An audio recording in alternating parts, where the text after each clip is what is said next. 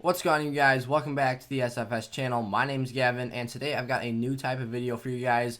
I'm going to be doing my top 5 running backs list for guys you need to go out and buy here before the trade deadline. In my opinion, these are the most valuable players that you guys can go out and target before that deadline arrives here in the next week or so. But before I get into today's episode, make sure each and every single one of you guys has gone down and subscribed to my channel, as well as turned that bell on so you guys are notified whenever I come out with a new video. It really helps me out on the channel here. And if we get to that 1,000 subscriber mark, I'm going to be giving away 10 free draft guides for you guys, my subscribers, just for all the support we've had on the channel the last few months. So thank you guys so much. Let's hit the intro, and let's get into my top 5 running backs.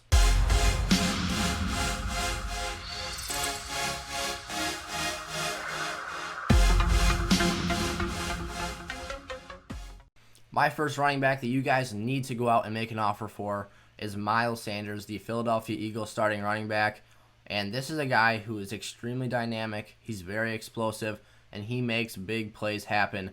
This guy has the potential to be a league-winning asset for you guys. You guys should be able to go out and acquire him right now for a fairly cheap price.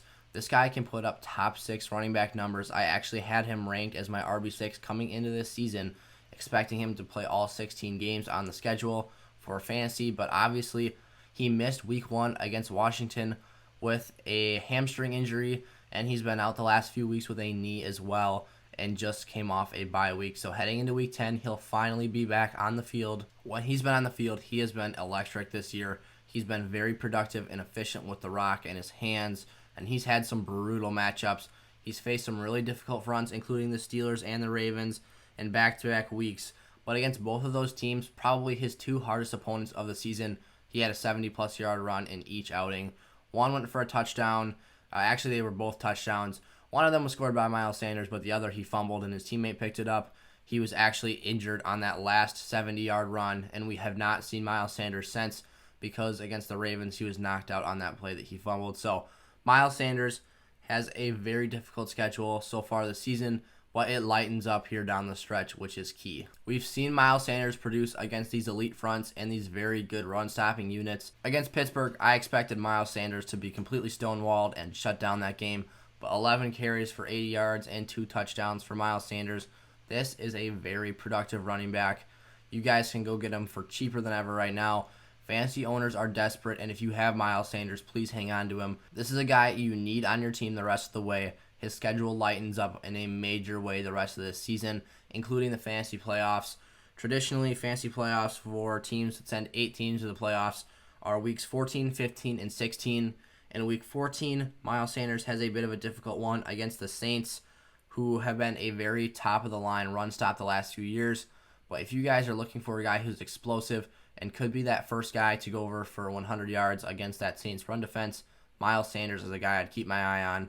This guy can make big plays happen out of nothing, and he's 100% a guy I feel very confident in going forward the rest of this year. Week 15 at Arizona, you can definitely run on that defense. They're definitely not bottom of the league, but they are a very nice matchup for Sanders in the playoffs. And then week 16, the championship game, Dallas against Philly. Miles Sanders is going to have running lanes all over that field. That is a very great matchup for him in the fantasy championship. There's a lot of opportunities to go out and pick up Miles Sanders here in week 10.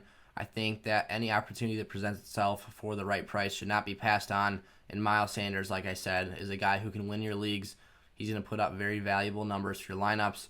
And he's a guy who I think can give you that extra push you need to make a run. So go get Miles Sanders. Some guys I think you can go offer for Miles Sanders with a legitimate shot of getting a lot of upside in return are Josh Jacobs. He doesn't ever catch the ball. He's got a lot of volume. But if he doesn't get in the end zone, Josh Jacobs has a very minimal performance. Todd Gurley here, he's been a touchdown monster this season, but his production is going to be hindered the rest of the way due to that Atlanta schedule. They have some really brutal run defenses coming up here, so he's going to be a touchdown-dependent player as well. I think those are 2 great options to go out and get Miles Sanders. My next guy up here that you guys need to be targeting for your fantasy teams the rest of the season is Joe Mixon, the Cincinnati Bengals starting running back. And right now, he's dealing with a right foot injury, I believe. And this guy, his value is insane going forward this season. He's got a great rest of season schedule. And that foot injury, along with the fact that he was on bye this week, have really decreased his value in the trading market. Players are starting to get desperate for a running back that they know is going to be on the field for them. And Joe Mixon will return here shortly. He just needs to see the field again, and when he does, it has been a great sight to see so far this season.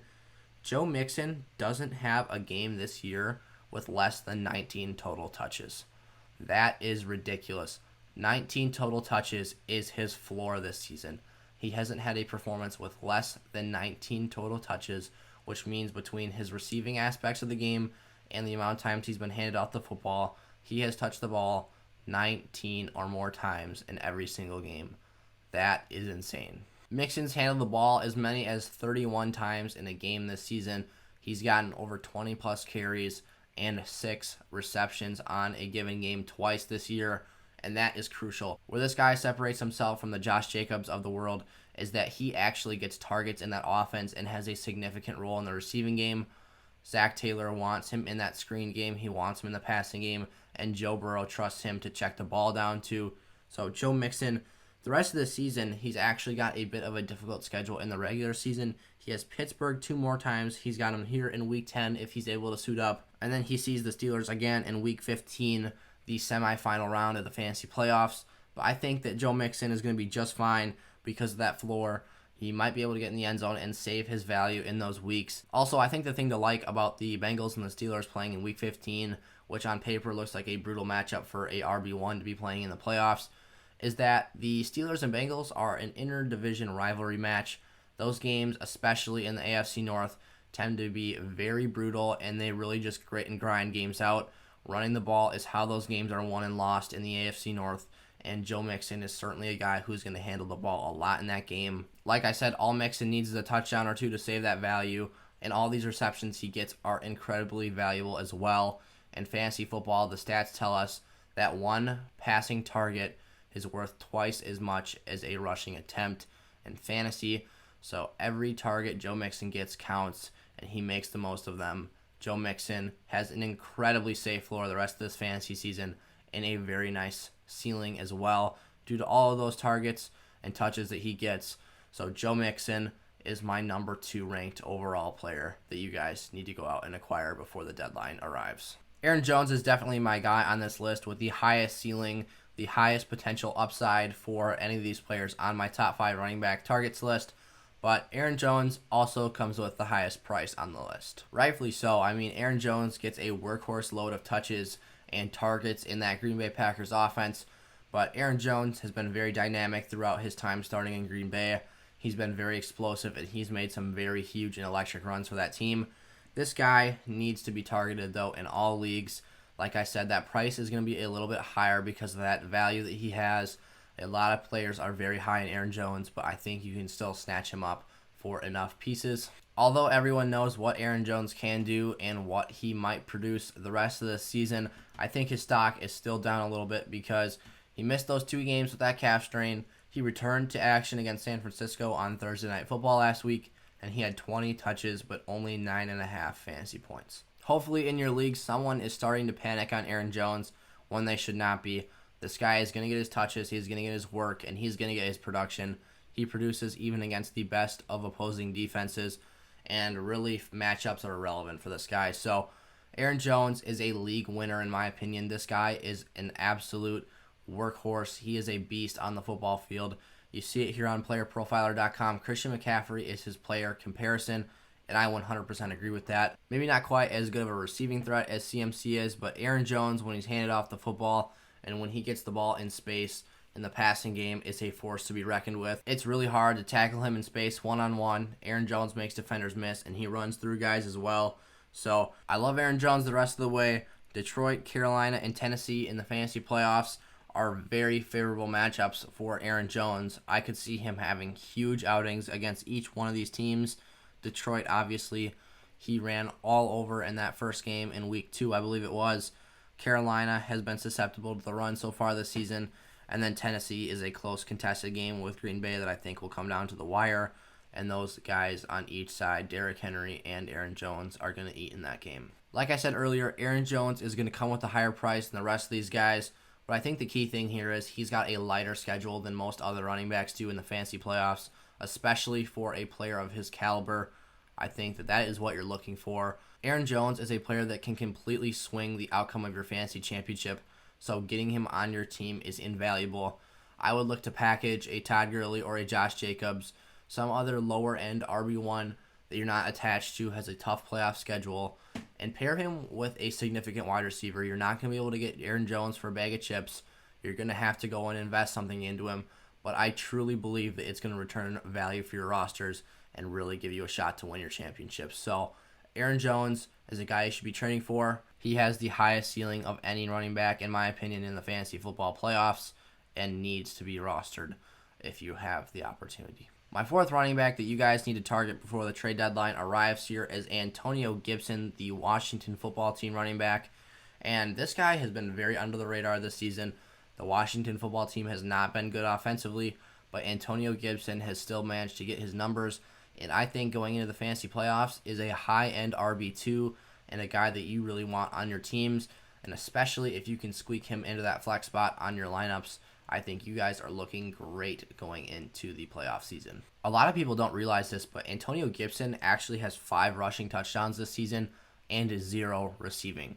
And this is crazy because Antonio Gibson is widely regarded as a dynamic threat, a dual threat running back who was actually a wide receiver in college. So the fact that he hasn't found the end zone in that aspect of the game is actually quite surprising, and that rushing total is very nice as well. So Antonio Gibson, a guy who I see having a tremendous floor the rest of this year, as well as a really nice ceiling, I think can do a lot of work for your lineups. That Washington offense, I am projecting to see a bit of an uptick the rest of the season. Alex Smith is going to be taking over the starting quarterback role for Washington after Kyle Allen suffered that gruesome leg injury. I believe it was a dislocated ankle and an ankle fracture for Kyle Allen. So that's unfortunate. Seems like Washington quarterbacks are kind of cursed there, but Washington's offense has been terrible so far this year. Lots of turnovers, lots of ugly plays. We actually saw Gibson fumble on Sunday, and it was like a circus out there for those guys trying to get the ball, and they ended up fumbling like 30 yards backwards, and then the Giants finally fell on it, and the possession was overturned. But I know it's been a long time since Alex Smith has been a starter and a high-level one at that, but this guy, he's shaking off the rust right now, and he's getting back into the groove of things. He brought Washington back from a 20-point deficit to catch up to the Giants last week and made a run at that football game, and that's really all you can expect from a backup quarterback. This guy still has some left in him. He's still got some left in the tank, and I think that Alex Smith, if they can turn down those turnover rates and make that offense more efficient, Antonio Gibson is a guy I love going forward for this team. Alex Smith likes to be very conservative. He likes to check down to the running back and throw underneath passes. So I think this offense is going to be very slow-paced, but very efficient the rest of the season. And I think Antonio Gibson is the main beneficiary from that. During the fantasy playoffs, when the games matter the most, Gibson has some very nice potential matchups here. He's got San Francisco in Week 14 to start things off. And like I said, I think Alex Smith can make this a highly efficient offense, a team that doesn't turn the football over, and a team that sustains a lot of long drives. I think that benefits Gibson greatly. Week 14, he's got the San Francisco 49ers. Obviously, that group is banged up all over the field. They're missing key players everywhere, and I think Gibson is a guy who can take advantage of that. That 49ers defensive front is very banged up, and even if he's not able to run the ball at an extremely efficient clip, I think that his value in the receiving game gives him some very nice upside there as well. And then Week 15, he's got the Seahawks at home. I think that's a game where Gibson has a very nice outing. You can 100% run the ball on the Seahawks, and you can definitely throw swing balls out to them in the flats as well. And then the championship game against the Carolina Panthers, that is a team we've seen be susceptible to the running attack as well. So Antonio Gibson, he's got a very favorable schedule in the fantasy football playoffs, along with a very dynamic skill set that will allow him to have a safe floor and a high ceiling the rest of this season. My final guy here that you need to go out and trade for before the trade season is over is DeAndre Swift, the Lions rookie running back. And this guy is just straight up a very versatile player. This guy is explosive. He's dynamic. He makes lots of things happen with the ball in his hands. And he finally got back up there in terms of his touches in Week 9. In Week 9, Swift had a bounce-back game after that rough outing against the Colts. Those guys are just a stud group on the defensive side of the ball. They really did a number on the Ravens this week, even though Baltimore still picked up the win. The Colts offense is ultimately what held them back in that game, but 16 total touches for Swift in Week 9, and a very efficient player with the ball in his hands. 11 yards per catch on 3 receptions for Swift, and just a guy who makes plays happen. Like I said, this guy is very explosive, and he doesn't really need a full 20 carries or touches per game to be an extremely versatile guy for your teams. DeAndre Swift has a really nice schedule the rest of the season and has some really nice opportunities to have some massive fantasy days. I think he has some really high upside. At times, he's going to have a bit of a shaky floor, but I think that those days when he goes out and wins you your week are going to be ultimately worth it and be more beneficial than those days when he suffers. So he's got Tampa Bay in the championship game, which is a bit of a red flag. But I think that receiving upside and efficiency is really going to keep DeAndre Swift in the mix for being one of the best backs in fantasy moving forward. So I think he's a guy you need to go out and get on your teams. Those are my top 5 running backs that you guys need to go out and acquire before the fantasy football trade deadline arrives here. Thank you guys so much, as always, for tuning into the video. I really appreciate all of your guys' support here on the channel. So thank you guys for watching. I'll see you next time. Peace out.